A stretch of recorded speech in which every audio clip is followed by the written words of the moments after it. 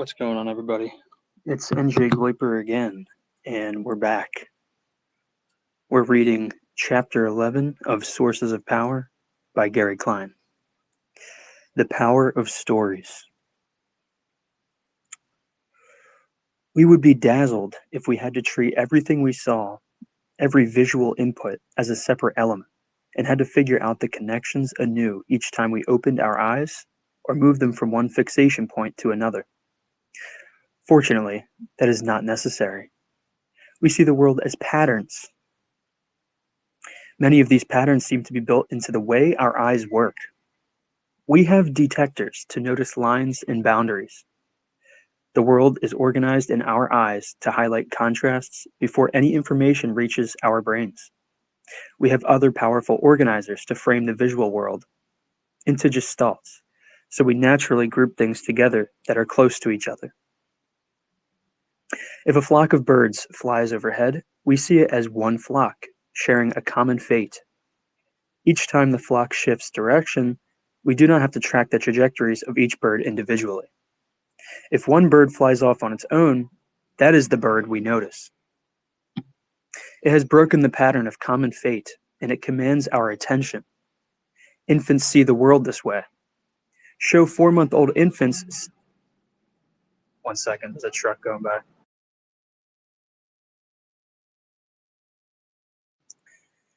Show 4-month-old infants several dots moving together, and they treat them as one unit.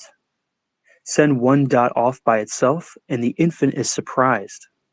We know it's surprised because it stops drinking its milk at that instant. It shows a startle reflex. Even infants organize the visual world through patterns.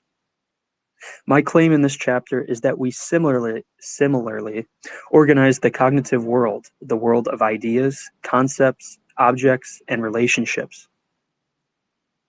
We link these up into stories. By understanding how this happens, we can learn to make better use of the power of stories.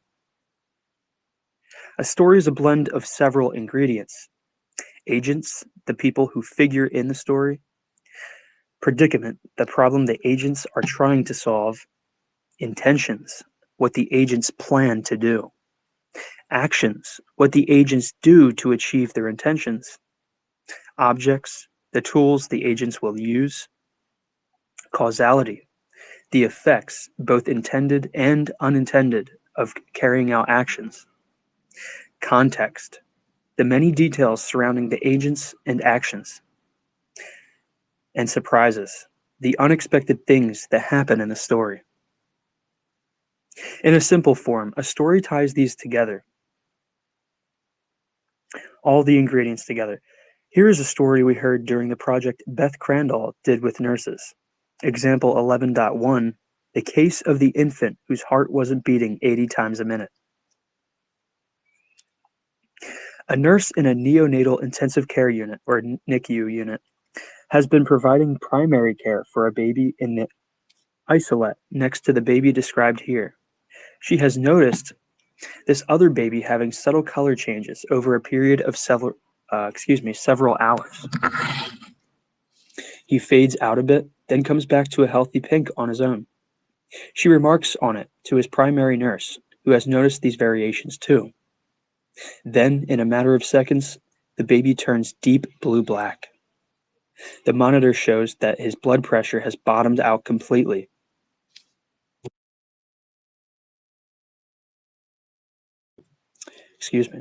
His heart rate drops, but then levels out and holds steady at 80 beats per minute. She knows immediately that he has suffered a pneumopericardium. Air has filled the sac that surrounds the heart and turned it into a balloon. The air pressure around the heart prevents it from moving blood through the heart into the baby's body. His heart is essentially paralyzed. She knows he will die within minutes if the air around his heart is not released. She knows this because she has seen it happen once before to a baby who was her patient. That baby had died. Meanwhile, the baby's primary nurse is yelling for X-ray and a doctor to come and puncture the baby's chest wall. She figures that the baby's lung has collapsed, a common event for babies who are on ventilators, and besides, the heart monitor continues to show a steady 80 beats per minute. The nurse who first spotted the problem tries to correct her. It's the heart. There's no heartbeat. While the team around her, yo, what's up, Stimmy? While the team around her continues to point to the heart monitor. She pushes their hands away from the baby and screams for quiet as she listens through her stethoscope for a heartbeat. There is none, and she begins doing compressions on the baby's chest. The chief neonatologist appears, and she turns to him, slaps a syringe in his hand, and says, "It's a pneumopericardium. I know it. Stick the heart." The X-ray technician calls from across the room that she is right. The baby's pericardium is filled with air. The physician releases the air, and the baby's life is saved. Afterward, the team talks about why the monitor had fooled them. They realized that the monitor is designed to record electrical events, and it continued to pick up the electrical impulses generated by the heart. The monitor can record the electrical impulse, but cannot show whether the heart is actually beating to circulate blood through the body. I didn't realize that was a limitation of heart rate monitors. Like, it obviously, yeah, it tracks the electrical impulse, but I didn't think about that. Yeah, I can't tell if it's actually pumping the blood. This story is a warning not to trust machines because they can mislead. It is a warning that life-saving methods such as air tubes can kill the infants they are supposed to sustain. It is a story about expertise. The nurse who had seen a baby die of pneumopericardium could recognize the symptoms better than the other nurse. This is also a permission story. It tells when it is all right to make a fuss, to refuse to be reassured even if you have to risk a friendship. It tells about the culture of the hospital, where the boundaries are, and what it takes to convince others. You may find additional lessons in the story. Stories like this contain many different lessons and are useful as a form of vicarious experience for people who did not witness the incident themselves. They also help to preserve values by showing newcomers the kind of environment they are entering. For our purposes as researchers, these kinds of stories also help us understand situations and relationships. We like to hear good stories retold. A lot of people watch the same movies over and over again. Including myself, I've probably watched Heat, The Departed, and Casino probably like 10 times each. Oh, and Chinatown. Chinatown's a banger. What is more interesting is our need to tell stories again and again. Each telling helps us understand more about the lessons embedded in the story. I suspect that this need to tell stories starts very early, even before the beginnings of language. I have even seen storytelling in a child who had not yet started to talk, my nephew Alexander. When Alexander was 16 months old, before he had uttered a single word, not even mama, he told a story based on an incident that occurred in his home. He had always been fascinated by the family dog, Casey, a Samoyed, and loved to pull on Casey's white fur. Casey suffered these attacks, trying to stay away from Alexander. One day, Alexander cornered Casey and pulled a little too vigorously. Casey yelped and gave Alexander a slight nip on the hand to teach him to be more careful. Alexander was traumatized by this attack. When his mother, Sandy, got home a few hours later, Alexander rushed up to her and thrust out his hand to show the bandage, the evidence of his wound. Then he told her what happened. He made a breathing sound to imitate Casey, followed by a grrr to show Casey's response to Alexander's presence. Then he pulled his hand sharply away to mimic his response to the bite. Next, he cradled his one hand in the other to show that it had been hurt, accompanied by pretend crying sounds and expressions, and finally ending with a display of the bandage. There you have it, the complete story. When his mother showed the proper sympathy, Alexander repeated the story. He repeated it again to his father, my brother, Mitchell, a few more times. For weeks after that, Alexander told his story.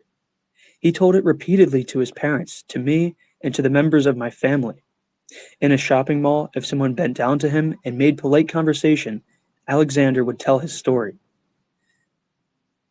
The bandage came off, leaving a small mark that Alexander incorporated into the story.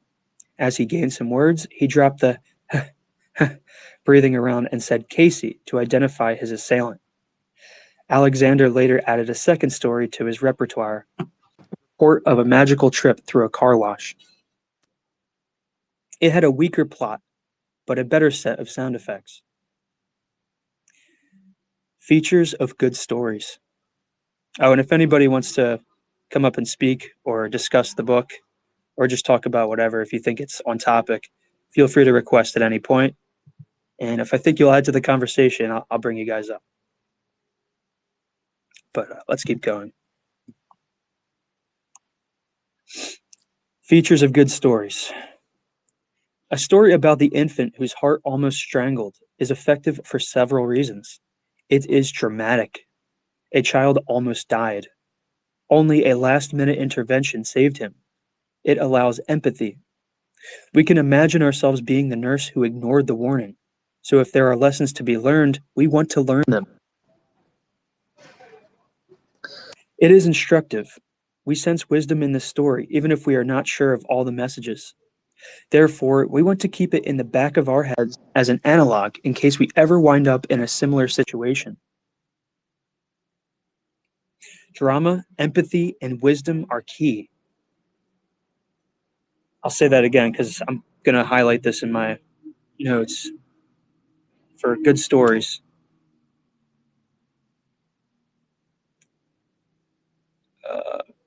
good stories. Save. Drama, empathy, and wisdom are key. Stories are remembered because they are dramatic. They are used because we can identify with one or more of the actors. They are told and retold because of the wisdom they contain, the lessons that keep emerging with each telling.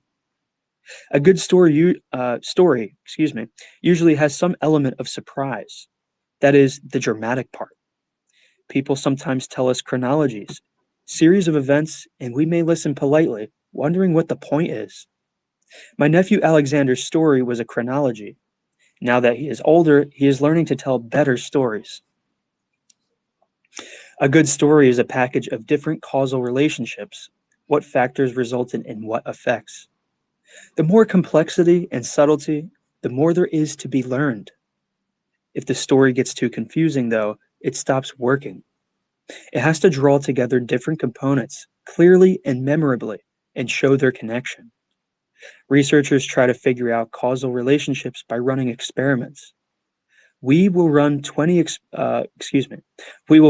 subjects to see if we reliably get a result. However, to control the conditions, we may have to restrict the background context. For that reason, we are never sure of getting the same result outside of the laboratory. In contrast, a story records an event that happened within a natural context. It documents that under these conditions, these causes operating simultaneously produce this result.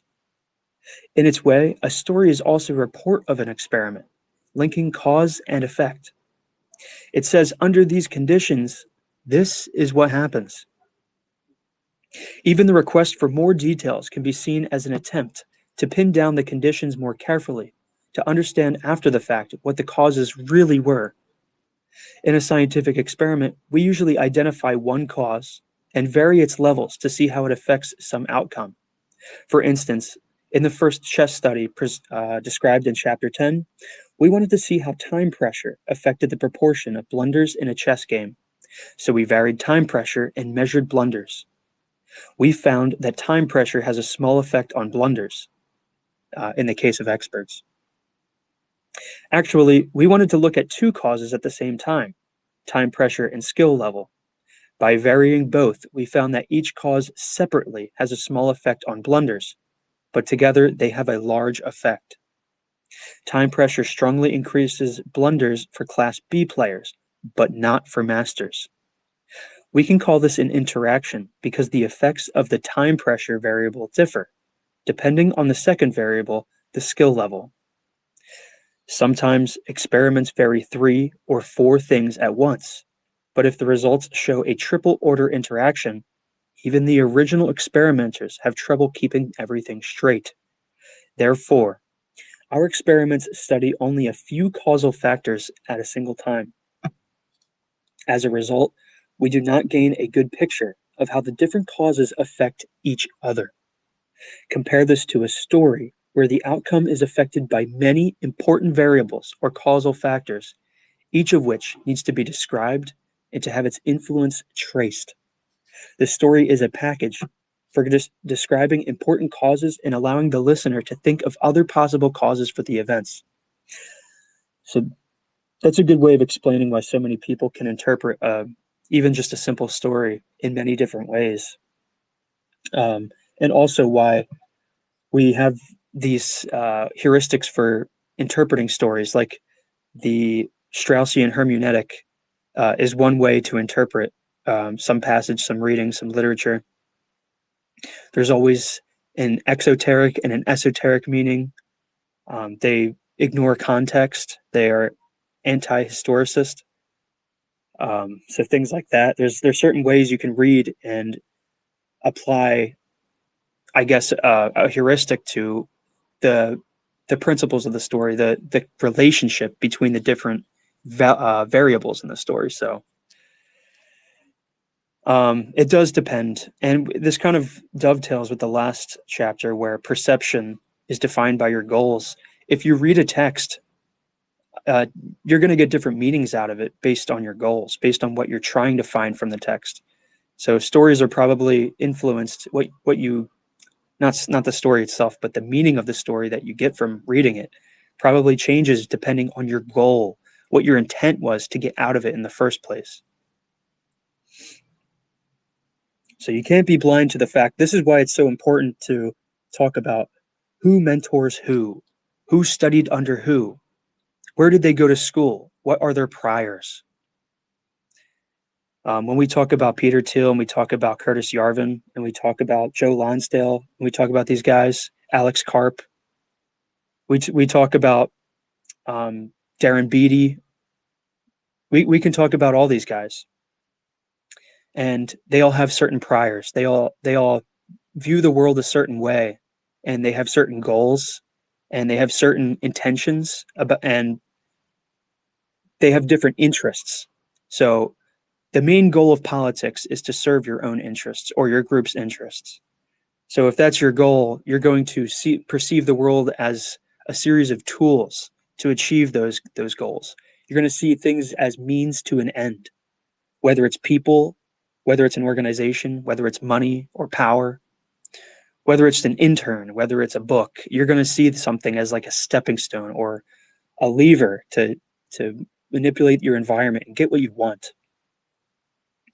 So it is important. People influence the meaning of things.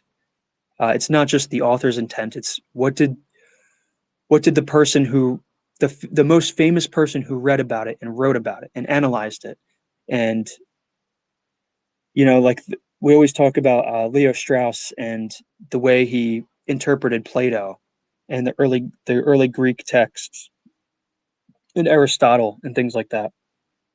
The way he interpreted it was through the lens of a Zionist. That's just true. So it is important who does the work. It is important who's writing your laws. It is important who does the work, who does the labor of sifting through important legal frameworks, and who's going to be teaching the curriculum and putting it together. So these things are critical. These things don't just happen in a vacuum. As much as you'd like to believe that, well, they're in that position for a reason. The people in charge, they're benevolent. They had to earn someone's vote, so they can't be that bad. We have school boards to make sure the people are heard. Our voices are heard too, and the people are actually in charge. It's a democracy. Yeah, that's all fine and dandy on paper. That's nice, and that's a nice thought, but does it really work that way in the real world? Are we really all just going to ignore the person's interests who are in charge? who control the systems, who have their hands on the levers of power? Are we just going to leave it to them to decide everything for us? So stories are important, and who reads them is also important, and who's telling them. Perhaps we value stories because they are like reports of research projects, only easier to understand, remember, and use. The limitations of a story, which makes it non-scientific, is that no one has controlled the conditions. If you hear a story, you don't know if you've been given all of the relevant and causal factors. You don't know exactly how the causal factors would interact if the conditions were slightly different. In the pneumopericardium story, if the baby had turned slightly less blue, would the nurse have responded? If the heart rate had fluctuated more, would the second nurse have intervened? We don't know. We just know that under the constellation of conditions, this is what happened. We have lost precision, the ability to trace each factor in order to gain richness, the full set of interacting conditions. For most purposes, the trade-off is worthwhile. We know that at some point, if the change in the baby's color had been too small or had been masked by some other condition, the first nurse would not have noticed. If the heart rate had fluctuated too much, the second nurse would have noticed. So we know the variables, we just can't pin down the exact thresholds where each nurse would react.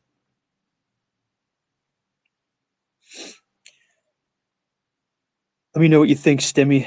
Thumbs up or thumbs down, W or L for this chapter so far, if you have your phone out.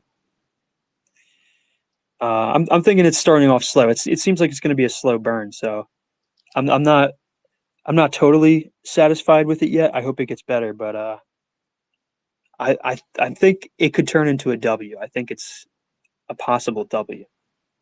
Last chapter was a banger. It's got big shoes to fill. All right, we got a thumbs up from Stimmy. Stories have to have endings, as do experiments. If I describe an experiment I ran and admitted that I never found the time to analyze the data, you would ask why I bothered running the experiment in the first place. You need the findings to trace the impact of the factors studied. In a story, the ending shows how the main themes were resolved. We've been in many situations where people made complex plans, but handed these off and never learned if they were carried out or what happened. As a result, the planners never got the feedback to learn how to do better. When we asked them for stories, they had none to tell because they did not have the gestalt of a plan plus outcome. Besides drama, empathy, and wisdom, good stories have a number of more mundane but still necessary features. Stimmy says, getting into a car crash to give a thumbs up groiper. Yeah, that's loyalty, okay? If you guys aren't crashing your cars just to reply to my space, what are you doing? Yeah, Stimmy's a real one. You guys should take notes. Plausibility. The elements of a story are believable. We have to be able to accept each step and action, or should expect an explanation if elements do not seem plausible. These anomalies have to be explained away. Consistency. The elements must fit with one another. Economy. Oh, he's giving the he just gave a purple heart. Okay. He's really going for it. I know he's driving right now. I know he doesn't care. There's that family of four that's walking across the crosswalk doesn't know that Stimmy's in a space right now, and he's about to run them all over. Sorry. That's loyalty, okay? Economy. The range of details is complete without getting too inclusive. Uniqueness. We prefer stories that are not open to alternate explanations. These criteria are similar to the ones mentioned for mental simulation in Chapter 5. There is a definite overlap between stories and mental simulation. Both are causal chains, and both share the same need for plausibility, consistency, economy, and uniqueness. However, the major difference is that mental simulations are stories we run inside our head, where there is less room for complexity. Therefore, we cannot have as many agents or transformations. Also, we are making up the mental simulation, whereas the stories we tell are usually about events that really happened, so it's easier to add details and elaborations. Mental simulations are constructed in working memory, so they have to be streamlined. Another difference is that stories are about people and their intentions, whereas mental simulations can address sequences of events for inanimate objects as well as for people. Using stories to make sense of events.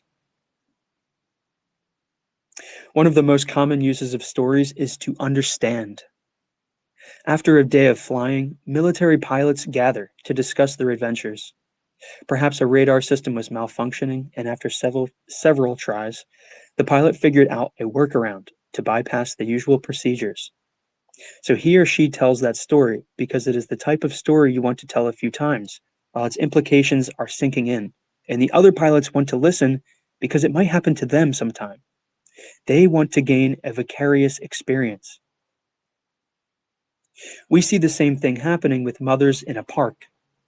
One woman might describe how her daughter fought against having to go to bed for weeks until the mother tried some new idea, maybe reading, being careful to start with the exciting books and working back to the familiar and soothing ones.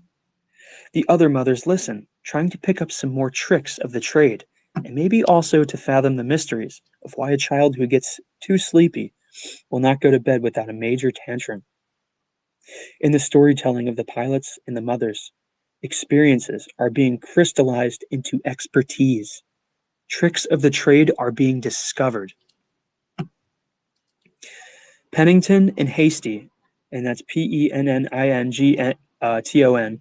Hastie, Hastie, in 1993, they studied the way people make sense of legal evidence presented during a trial. They found that the decision makers try to assemble the evidence into a story. The task of jurors to hold all the evidence in their heads is too difficult. By organizing the evidence into a story, the task of recalling and understanding the evidence becomes much easier. A juror who has built a story compares it to the stories presented by the prosecutor and the defense attorney. Pennington and Hastie found that the mock jurors in the experiment accepted the claim that more closely matched the story they themselves had constructed. The jurors were using their stories to evaluate the stories that the attorneys were trying to tell. We may gain some insight by using a case where it did not work, a case where the story the defense lawyers put forward was not believed by the jurors. Here we go. In 1991, the heavyweight champion of the world, Mike Tyson, was convicted of raping a young woman,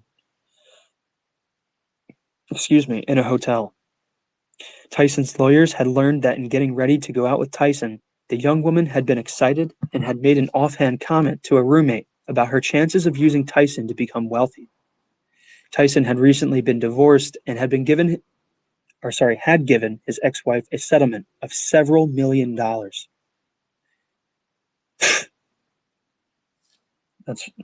Stimmy's real for that one. The defense lawyers felt that they had the makings of a good story in which a woman tried to use her time with Mike Tyson to her advantage.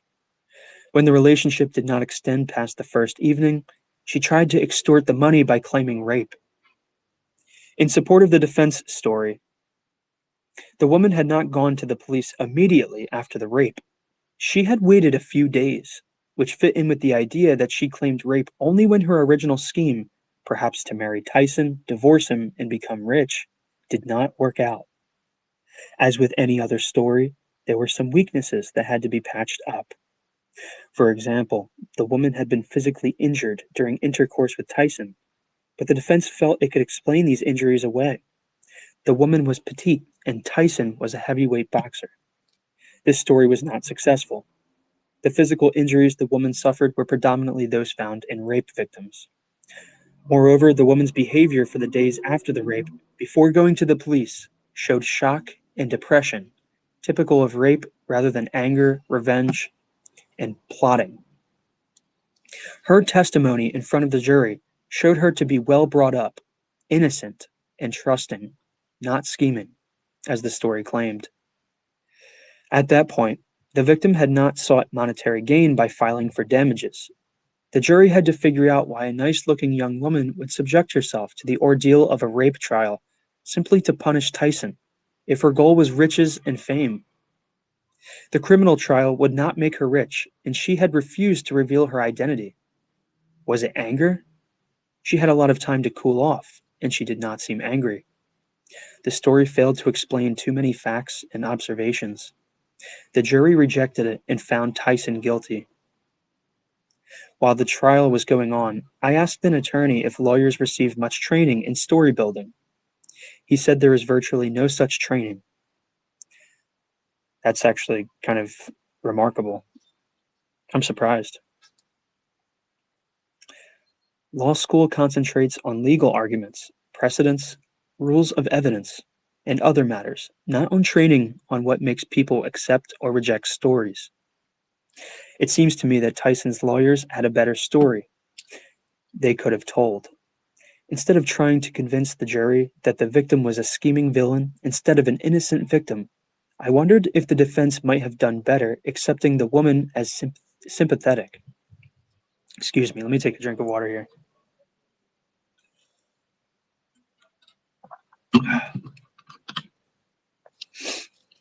They could have accepted her naivete and her trusting attitude.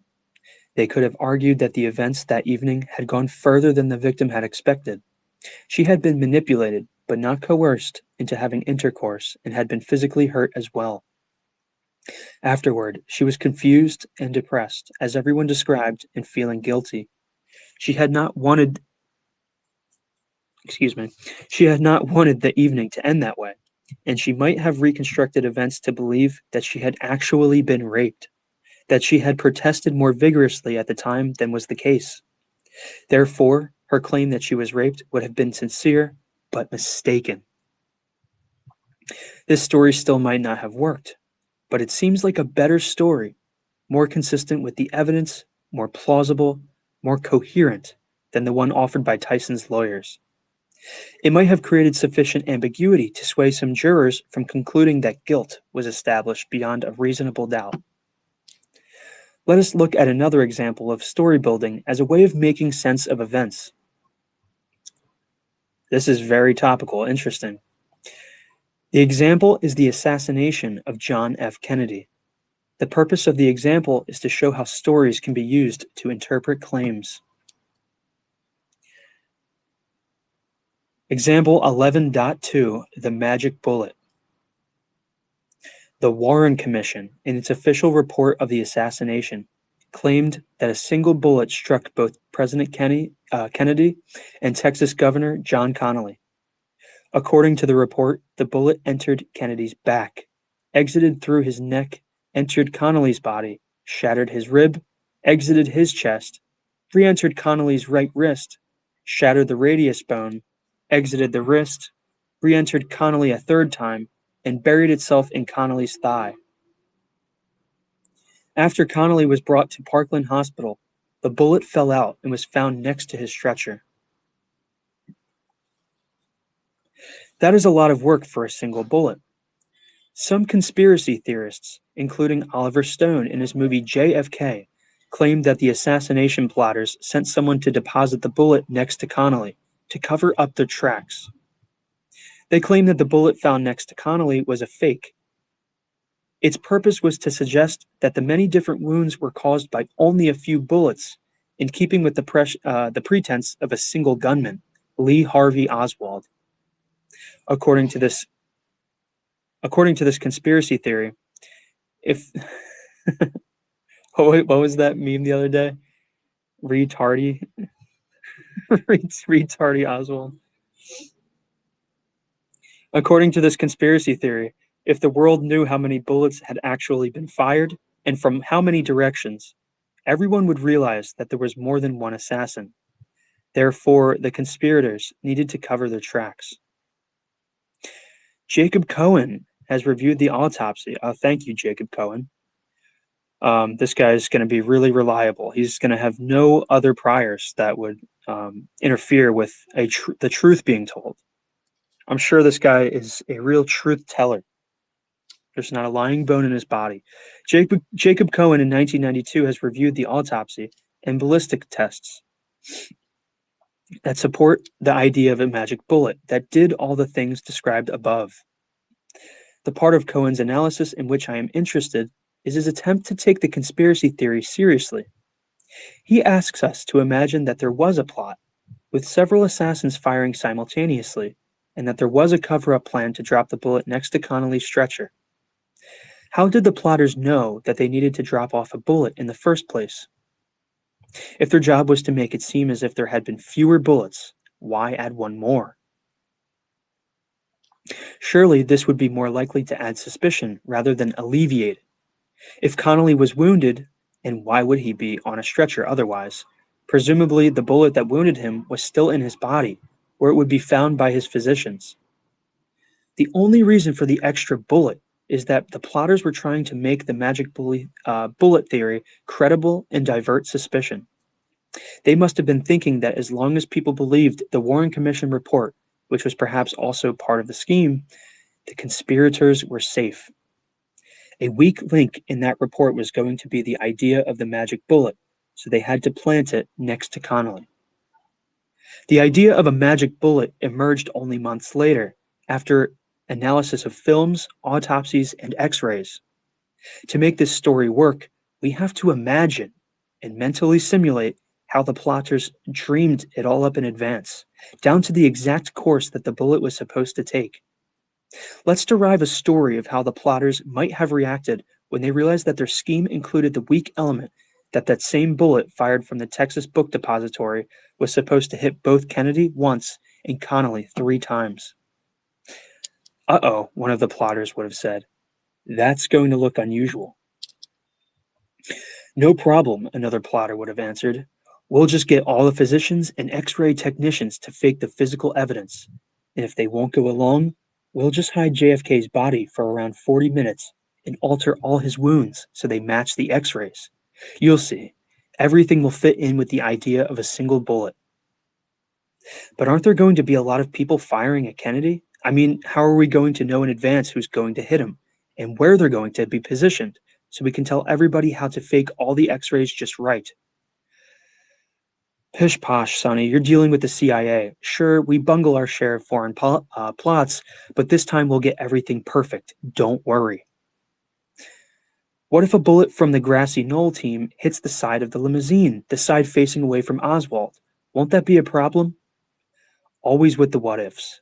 It's a disease with you. Listen, these are sharpshooters, not terrorists.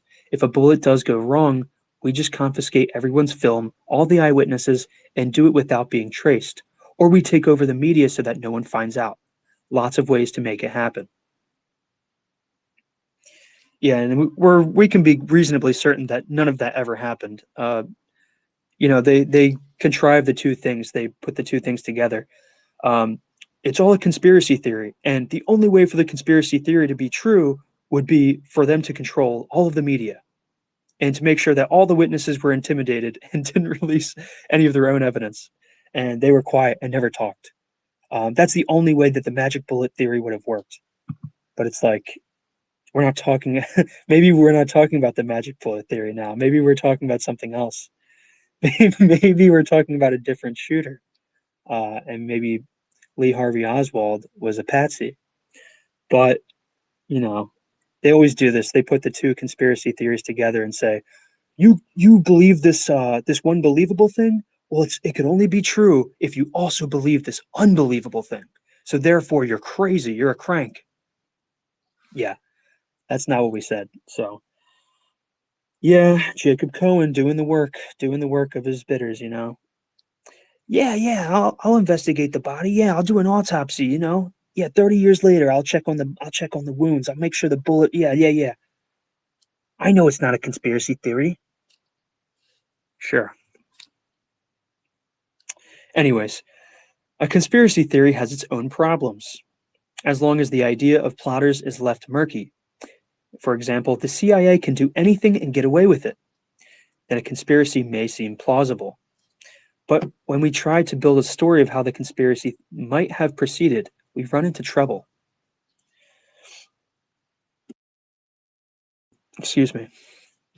The idea of plotters dropping off an extra bullet, which originally seemed to explain so much, now raises more questions than it resolves. Each of these complications, for example, why put the bullet next to Connolly? How to anticipate the magic bullet theory? How to fake the evidence? Is a strain on the plausibility of the conspiracy theory. We are prepared to explain away one or two exceptions, but as they keep mounting up and they get more difficult to account for, we lose confidence in the story. This part of the conspiracy story fails to meet standards of plausibility and consistency. In Chapter 5, we discussed how a mental simulation can be used to diagnose a situation by recreating the chain of events that led up to it. Story building can generate a diagnosis. In troubleshooting a piece of equipment, a technician is building a story of what might have gone wrong to explain the set of observed symptoms. If we view troubleshooting and diagnosis in this way, then we can apply the criteria of good stories to get a sense of how troubleshooting proceeds. The troubleshooter is trying to construct a causal chain that leads from the initial conditions to the fault. The links in the chain have to be plausible. For example, wires do not suddenly snap. There is no reason for them to do so, and it rarely happens. So troubleshooters like the one in the following story do not consider wire failures as possible causes unless there is good reason. Example 11.3, the case of the seasonal short. The house is old and not in good condition. Its electrical system, for example, is a constant source of problems. One is that a fuse keeps blowing. The homeowner is finding these interruptions frustrating. Electricians have been called in and learned that the fuse blows in the summer, not in the winter. The electricians find no problems. Finally, an old master troubleshooter is brought in. He talks with the homeowner, and they conduct an inspection together. In the basement, they go into a storage room. The master electrician asks about the way the room is used. The homeowner explains that in the summer, they have the room rearranged because they use it to create a walkway. During the winter, they just pile up the equipment and keep the door closed. The master troubleshooter asks the homeowner to rearrange everything as it would be in the summer. He looks at a carpet that marks the main pathway. He gets down on his hands and knees and feels the length of the carpet. He finally locates a protruding nail that happened to puncture one of the key electrical wires. In the summer, each time someone stepped on the nail, the system would short out. In the winter, no one had a chance to step on the nail. The troubleshooter explains that he did not waste his time with the major components of the electrical system since these had been checked. He knew that intermittent shorts are hard to find without tearing up the entire wiring system. The strategy he used was to find a key change between the two seasons to get a clue about where to find the culprit. Yeah, you can imagine it as like you have two states. You have winter and summer, and there's got to be some transition between the two. And that's what you would ask the homeowner. You would say, well, what's the difference? What happens in between summer and summer? What are you doing? And yeah, laying down the carpet that covers the nail that when stepped on shorts the electrical circuit. Yeah, that trips the fuse. So it's all about, and it harkens back to, I think it was chapter 9, which was the talking about key points, the key points theory, which is like there's only so many things that you can connect to from your current position. So there's only so many possible moves that you could make from the current state of things. So if you're sitting in a chair, there's only so many things you can do to get out of the chair. You could throw the chair, you could stand up really fast, you could fall out of the chair, you could break the chair. You could think of a couple different ways. You could tie a bunch of balloons to yourself so you float out of the chair. You could, cut a hole in the floor so the chair falls out underneath you. You could think of there's only so many ways though. You could keep going, but eventually you'd run out of ideas. But then you'd have to ask yourself, like, well, so there was the state before you left the chair, and there's the state where the chair has now left you. What happened? If you had to ask someone, like, well, look at the situation now, and can you deduce what happened to the chair, or how did I get out of the chair?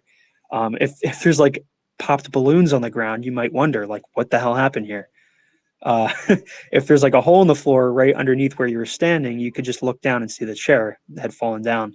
So stuff like that.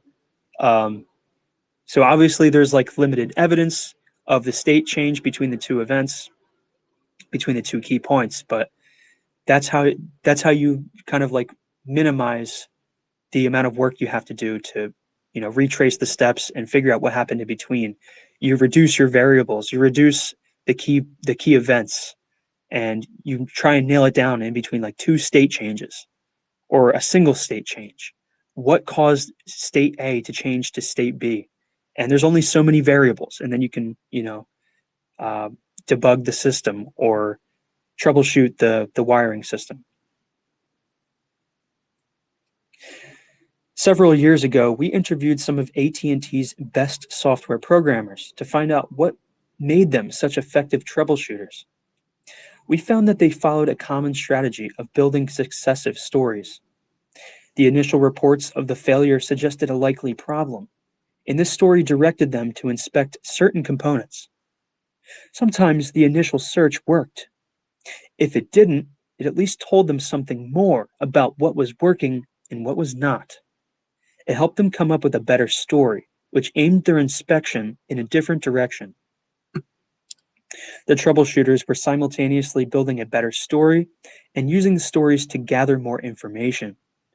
This process matches the nonlinear account of problem solving we covered in Chapter 9. I'm getting better at predicting what the author's going to write a few paragraphs ahead. This was like an ability that I did not have before I started doing these spaces. I started with reading Thinking Fast and Slow, and if you listen to some of those first spaces, man, it is so bad. I'm just like reading for an hour and then like trying to come up with something to say about it. At this point, having almost read 2 books in spaces, I can feel the next chapter. I can feel the next paragraph coming. I'm like seeing it being written. I'm like feeling what the author's intentions were when he was writing this one. So I can kind of guess what his next one is going to be. It's so choreographed. It feels like it's just storyboarded now. So I don't know. Maybe it's not really a useful skill, but it certainly is. It's noteworthy. There was a simultaneous use of the current state of knowledge to move forward and of failures to add to the current state of knowledge. Story building and story modification play a central role in diagnosis. Okay, we've reached nearly the end of the chapter. We're here at the applications, and then there's the key points section, so not much left to go. If anybody feels like they have any questions they want to discuss this chapter or any part of the book, feel free to request, and if I think you'll add to the discussion, I can bring you up. But let's get into the applications. The method we have found most powerful for eliciting knowledge is to use stories. If you ask experts what makes them so good, they are likely to give general answers that do not reveal much. But if you can get them to tell you about tough cases, non-routine events where their skills made the difference, then you have a pathway into their perspective, into the way they are seeing the world. We call this the critical decision method because it focuses attention on the key judgments and decisions that were made during the incident being described. I just want to back it up just a tad. So he's saying that it reveals a pathway into their perspective. We just spent a whole chapter, chapter 10, talking about how perspective is shaped by your goals, and your goals are shaped by your perception. So your perspective is goal-oriented. So if you can have a pathway into his perspective, some expert, if you can get them to reveal their perspective, you're revealing their goals. You're revealing what's important to them. You're revealing the objective. So sometimes you could go out and plainly ask someone, Excuse me, sir. What are your goals? What is your 5-year plan? What do you plan to achieve in 10 years? Where do you see yourself in 10 years? Or you can reveal their perspective in a more subtle way and kind of infer their goals. You might be able to establish through, one or two stories, maybe three stories if you can really elicit them. Get a few examples and, make an analysis, doing a factor analysis on their stories and their perspective and find their goals that orient them in their lives. So that's a little game. That's a little game that you can use to find out more about someone. Excuse me. In her project with the Neonatal Intensive Care Unit, the NICU unit, Beth Crandall had asked the experienced nurses how they detected the early signs of sepsis. They had told her it was experience and intuition. They did not know what they knew, because what they knew was perceptual, how to see. The only way Beth was going to find out anything useful was to have the nurses tell their stories of specific instances, each tied to a different set of perceptual cues. Again, this is pivotal. Your cues are defined by your experience. So this is another little tip. You can kind of find out or figure out someone's experiences by figuring out what they can perceive or what cues they react to. And also, the mark of an expert is that they react to something that no one else has reacted to. They see the thing that everyone else missed. So keep that in mind as well. At the end of the interviews, Beth could draw all of the stories together and compile a master list of cues to sepsis. During the years that we have used stories to elicit knowledge, we have evolved a strategy. First, we try to find a good story, one with lots of expertise, perceptual skills, and judgment. Sometimes an expert will try to tell a story that is dramatic, but has little value for us. In our first study of fireground commanders, people often wanted to tell us about incidents where someone had died because they remembered these incidents vividly. My brother's a firefighter, and yeah, the first couple of stories he told me, it was obviously just him offloading some of the trauma that he had experienced in his line of work. So it was always like his first few stories were always like some traumatic thing that was like, you would only see this shit on Live Leak or like something awful. So I was like, man, can we get to like the good stories, like where I'm not like cringing the whole time? Because it's like I can tell it's had an effect on you. I can tell it's traumatic, but like I want to hear a story that has meaning. I don't want to just hear about your trauma, man. But I totally get it. I'm like, yeah, I like if you're gonna tell anyone, if you're gonna like open up about that shit, feel free. Fine. You can just talk it all out.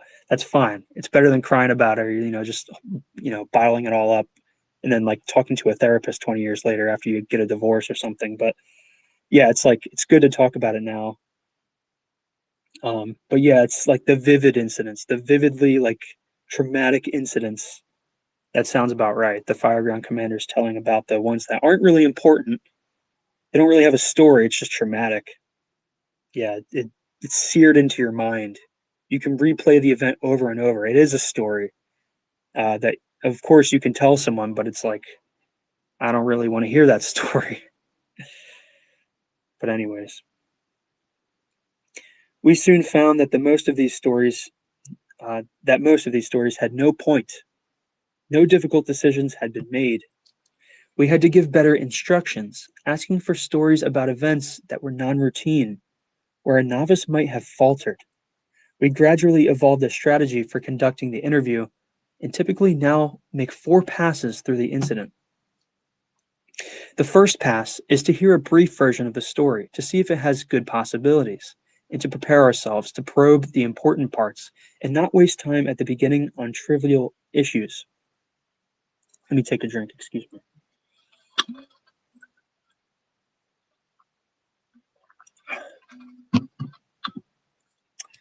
The second pass is for the full telling of the story. We tried to get the details pinned down to a timeline. Oh my gosh, that's something Chief Trumpster talked about. That's something Chief Trumpster talked about. And you know what? The last couple of spaces, he's jumped in here and requested to speak immediately, and then he just plays sound effects. So it's fitting that he's not here right now. That I actually want to talk to him, but yeah, fitting it to a timeline, getting the story down chronologically, connecting things in time so that the causal relationship is exposed, so that you can see at each point, at each key point, what happened and what, like, the cause and effect relationship. Chief's very good at that. If you ever hear him in spaces, he'll these boomer town hall spaces where these boomers are like, my son, and then the TV, and then Trump, and then Biden, and they can't keep it in like any coherent timeline. They're just talking about like what happened 20 years ago, and then what happened today, and then the TV told him this last week. I don't even remember when it happened. I was in the grocery store, and then I talked to this guy, and he said, "Did you see what happened on CNN?" Blah blah. It just turns into this shit show. And Chief goes, hold on, slow it down. Can you tell me what happened? Wait, did that happen first? Did that happen before you went to the? Wait, hold on. Were you in the grocery store when that happened? So he'll slow them down and he'll like pick it apart and make them retell the story in order in a way that makes sense. And most of the time, I've heard these stories like in chronological order. It doesn't make any sense in that way either. So it just makes them sound like an idiot, which is good for Chief. Like he's trying to slow them down so they stop like running the space into the ground. And then they just make themselves look like idiots, trying to retell a story that was so important to them that they had to tell, 1,000 people in a space, and then they struggle to retell it in order, and then it just sounds retarded. So, yeah, big shout out to Chief for that one, making boomers look retarded. So, yeah, we try to get the details pinned down to a timeline so we can get a better sense of what happened and to visualize when and how long things took. That's also important. It's not just the cause and effect relationship, it's when and how long things took. That's good. Sometimes the timeline helps us catch inconsistencies. If possible, we diagram the story, showing how one state of knowledge transformed into another, and noting the situation awareness at each stage. The third pass is to probe the thought processes. We usually ask what a person noticed when changing an assessment of the situation and what alternate goals might have existed at a certain point. If a course of action was selected, we ask what other actions were possible, whether the person considered any of them, and if so, what were some factors that favored the option chosen? We like to ask about hypotheticals. Hold on, I might be getting a message. Give me 1 second. See here. Oh, I got Stimmy pinging me. Chief Goatster. Yeah, that's true. That's actually true. You sound so handsome. Thank you, Ohio Groper. You're handsome too, man. All right, back to the content. Sorry, I see notifications and I have to scroll. It's just like I see dopamine. I see the little dopamine light pop up. I'm like, I need to check. Let's see. Back.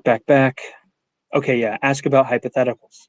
For instance, if a piece of information had not arrived, what would the person have most likely done?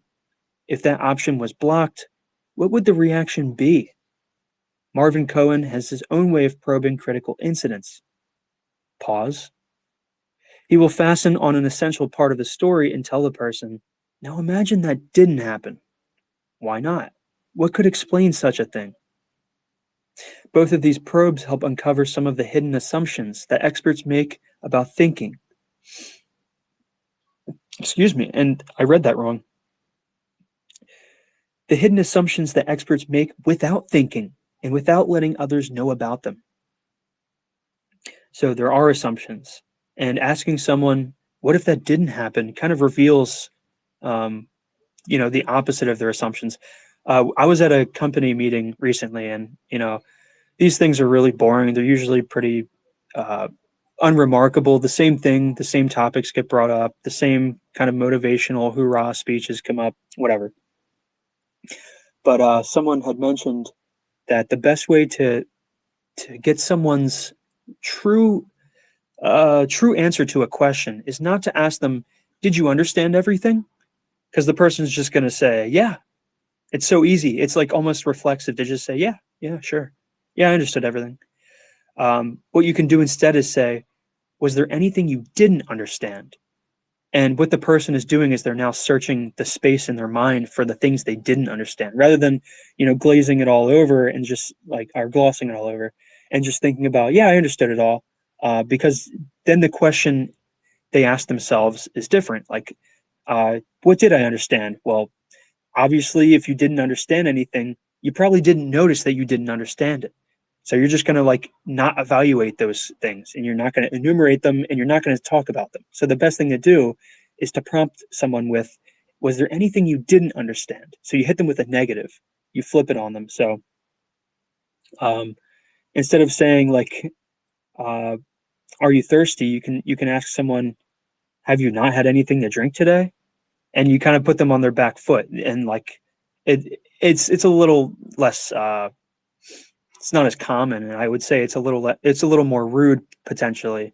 I wouldn't do that to every guest, but you can do that to some guests, and it makes them think about it more, and it might seem like you have more perception or something. It's like a more interrogative way of asking a question, which may come across a certain way, but it might also leave a different impression on the person you asked that way. So something to think about, asking the negative rather than the positive. So yeah, what if that didn't happen? Totally flips it in their mind. They have to search in a different way about the information they know about the event. If time permits, we make a fourth pass through the incident. At each choice, whether about interpreting the events or choosing a course of action, we ask if a novice could get confused. If I were the one making the decision, if by some fluke of events I got pressed into service during this emergency, would I see this the same way you did? What mistakes could I make? Why would I make them? This probe has generally elicited good information about what an expert notices that a novice might not. So he's forcing the person to step into the novice's shoes. So saying, like, um, if I went to a gun range the first time, how would I know not to point the gun at somebody? How would I know not to muzzle sweep them? So like what would a novice do at a gun range? If I were a novice, what would I do? What would be the mistake made? What do you see novices do all the time that experts don't do? And vice versa and stuff like that. So example 11.4, the misleading manuals. Hold on, I got more notifications. Let's see. Let's see. Oh, we're cool. We're cool. We're back. The misleading manuals. The software engineer uses a program to print out some reports. He is under time pressure to complete those reports. He notices that the short ones go through fine, but the longer ones are cut off. For some reason, the system prints only half of each. He asks someone about the problem and is told that the reports are kept short for efficiency. He reads through the manual and does not see anything to indicate that the reports must be kept short. Now he's suspicious. He realizes that carefully reading the code that makes up the computer program will take too long. After lunch, he decides to skim through the program code. He notices the number 255 again and again. Even without going through the details of the program, he recognizes that 256 types represents a natural constraint used very often. He imagines that the 255 might be a way of cutting off a job just before it reached this limit. Now he has some firm evidence. He brings the program code, to one of the developers, confirms that there is a limit on the allowable size of the reports. No one had bothered putting this instruction into the manual. Documentation. This is like, that just sounds like an average day at work for me. Documentation. If you have poor documentation, I'm going to come to your house. I'm going to find you. I'm going to kill you with fucking hammers, man.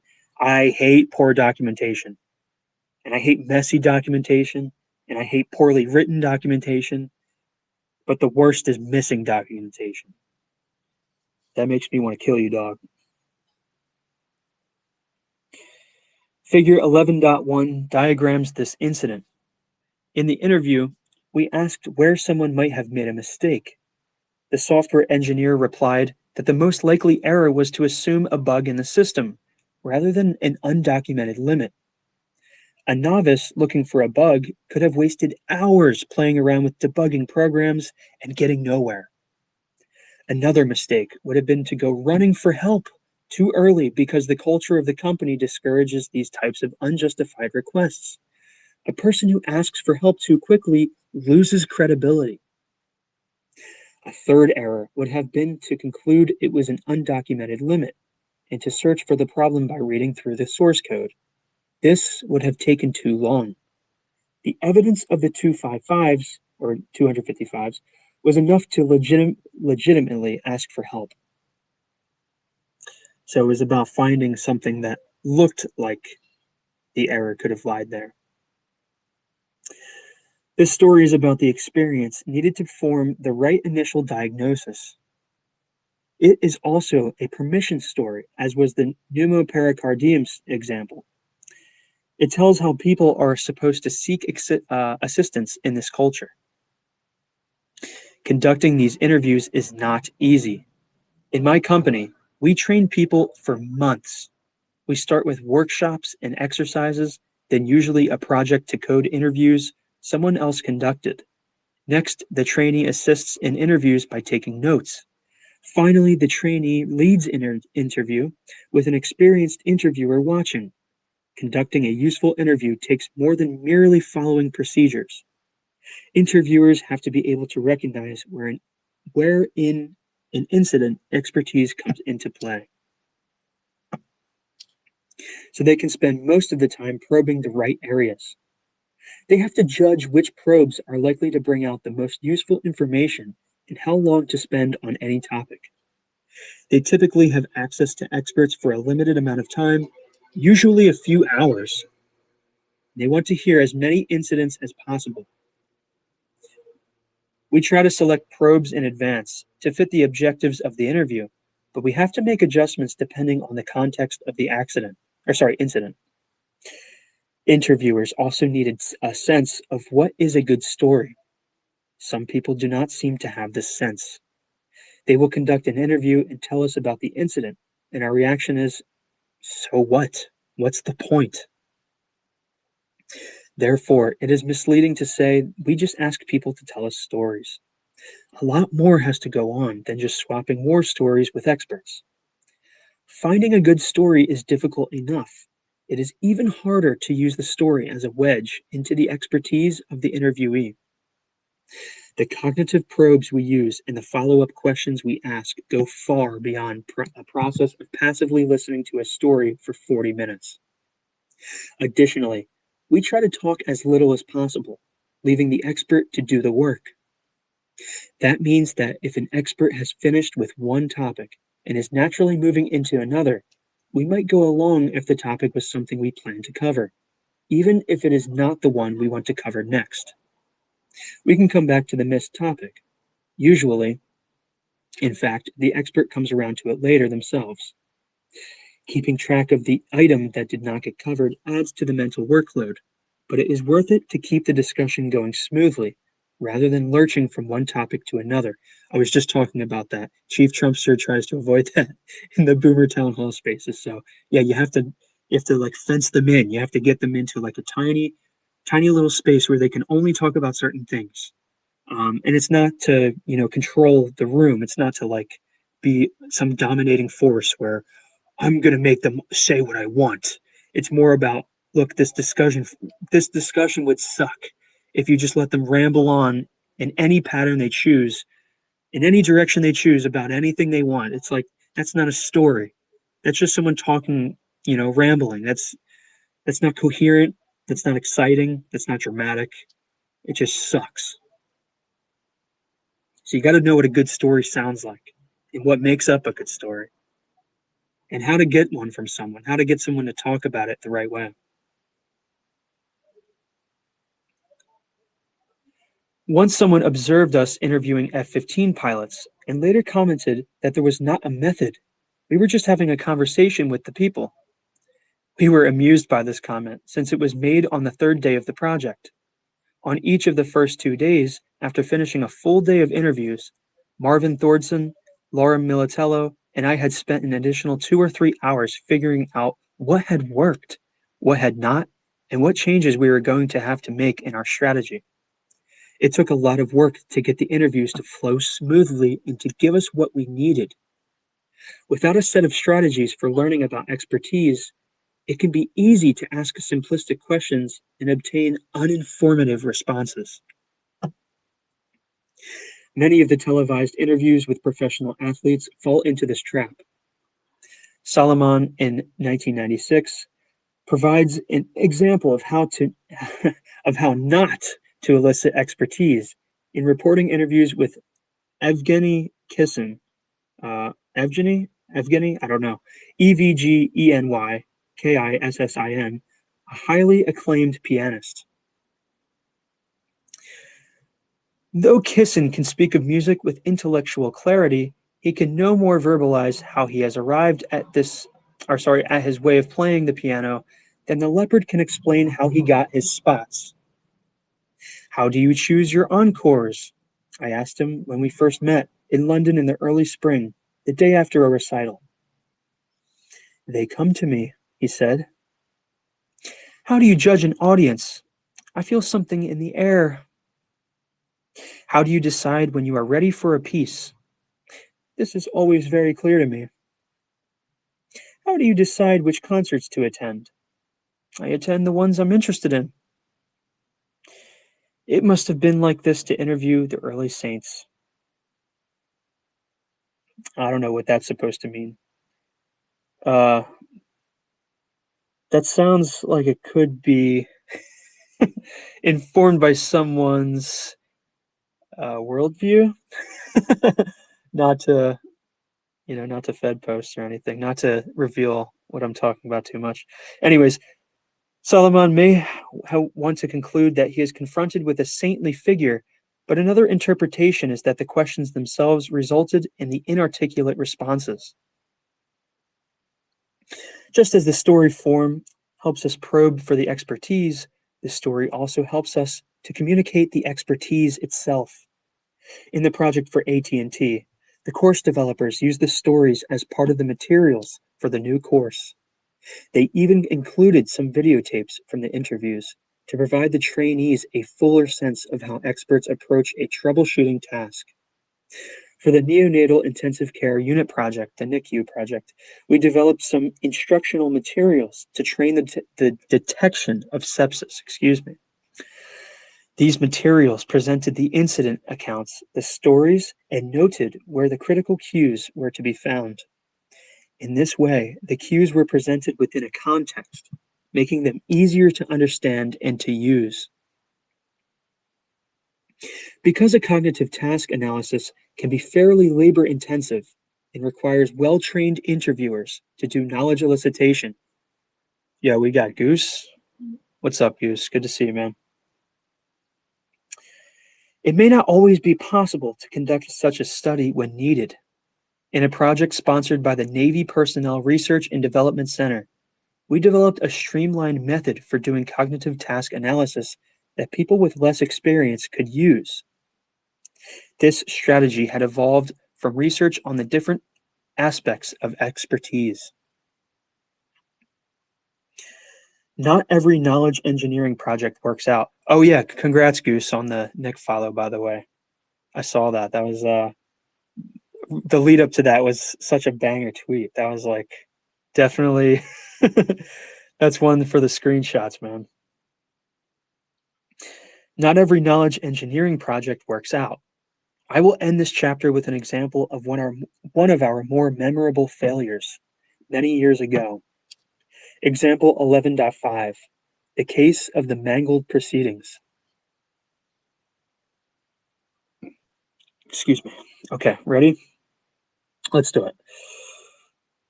A friend a friend is organizing a large conference and asks if my company can help. Off to a good start. She had put on a previous conference and had gone to the effort of preparing a volume of proceedings. All of the presenters had submitted abstracts of their talks. The document was tedious to read and not very useful. Now, as she prepares for another conference, she asks if we can attend the sessions, listen to the stories, and compile them as a record of the conference. It sounds interesting, so even though we will not be interviewing anyone, we agree to do it. 5 of us go over to the center where the conference is taking place, one for each of the 5 concurrent sessions. Each time a presenter puts on a slide about the major ideas, everyone in the room starts writing furiously, but we observers just sit back. Every time a presenter gives an example or tells a story, we are writing furiously and the others sit back. By the end of the 2 days, we have accumulated a wonderful set of stories. We know that all of the official view graphs listing the 5 key steps to do this or the 7 ways to do that are fairly useless. You can exchange these slides from one session to the next and no one would notice. That's so true, especially if you're doing like office meetings and anytime some manager or supervisor or C-suite executive puts a freaking slide on the screen, I'm like, man, you just wasted all your time. You could have been sleeping, man. What are you doing putting a PowerPoint up on the screen? Get the fucking projector out of here. No one gives a shit. We should be talking. We should be telling stories. I hate that. You wouldn't notice if they swapped it out with another company's slides. Yeah, no shit. Their slides are filled with useful tidbits like, keep the lines of communication open, and don't wait too long when problems are building up. Presumably, these bits of wisdom are going to help those who keep trying to close lines of communication and who insist on waiting too long whenever a problem is detected. We are confident that in recording the stories of line experience during organizational crises, we have captured the real expertise. I gather all the stories and incident accounts and write them up into a short 30-page conference proceedings. The incidents the presenters have described are funny and tragic and exciting, with many useful ideas, lessons learned, and cognitive modeling. The other people in my company who see the document are also enthusiastic. We send it to the conference organizer, and she is even more enthusiastic than we are. She wants to get some additional funds so we can expand this into a book. As a formality, the conference organizer sends us a copy of the document to each presenter to make sure each are comfortable with the way he or she is presented. And that's when everything falls apart. Most of the presenters are disappointed. Some are furious. The problem is that each presenter wants to be remembered for the dry view graphs on 12 essential keys to a happier relationship between management and labor. They had worked hard on these presentations and are shocked that the official record won't show any of their thinking, any of their view graphs, any of the important conclusions they had presented. Instead, they are going to be remembered as people who just swapped stories and anecdotes. Yeah, the upper management, the middle management people who make these fucking slides are disasters of people when it comes to like actually doing something where you have to communicate to people. When they have to communicate their expertise, when they have to tell you what to do or how to do your job, it's like the fucking manual. It's like they're hitting you with the rule book all over again. They hit you with the platitudes. They hit you with like the training manual all over again. It's like, get the fuck out of here, man. I want to talk to the C-suite execs. I want to go talk to like the brand new guy who doesn't know anything, and I want to see what he thinks we should be doing. I don't want to talk to you. You're the one who wrote up the manual in the first place that nobody ever read. So then you turned it into a PowerPoint, and now no one's really gonna fucking care about it. Because we're all tired at 9 a.m. in your stupid meeting that you called because you're overwhelmed and you need to like delegate. Get the fuck out of here. Yeah, that shit sucks, man. That shit's for the birds. And then they get mad that no one, reads their PowerPoints. Yeah, fucking kick rocks, man. Cry me a river. I don't care. But yeah, people get really upset about that. It is important, to make people feel like they're valued or that their work is valuable. But maybe we should just, leave PowerPoints in the past, the kitschy, retarded work management PowerPoints. We want to explain to them how meaningless these slogans are in contrast to stories, such as the one showing how they had kept the line of communication open during a difficult incident in which a plant was shut down. We'd concluded some introductory, we had included some introductory material for each story to identify the main points. But that is not enough for the presenters. It's going to be a losing battle. We withdraw the document and add it to the set of stories we tell. We've arrived at the key points. This is the end of the chapter. They're like the finale. It just reminds you of all the key points in the chapter. It's only a few sentences. If anybody has anything they want to add, if they want to ask a question or talk about the book, or they just want to discuss this chapter, that's fine. If you have anything that's relevant, feel free to request. And if I think you'll add to the discussion, I'll bring you up. But I'll get through these and then I'll bring anybody up who wants to talk. So these are the key points of chapter 11, the power of stories. Stories organize events into a meaningful framework.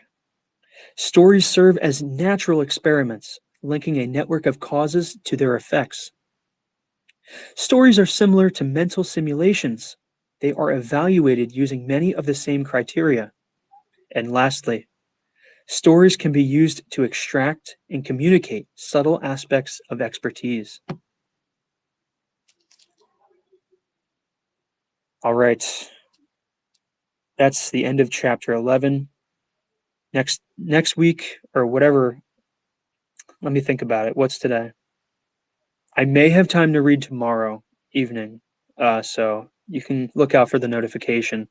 And the next time I'm back reading, which may be tomorrow, I'll be reading chapter 12, The Power of Metaphors and Analogs. And we're more than halfway done the book.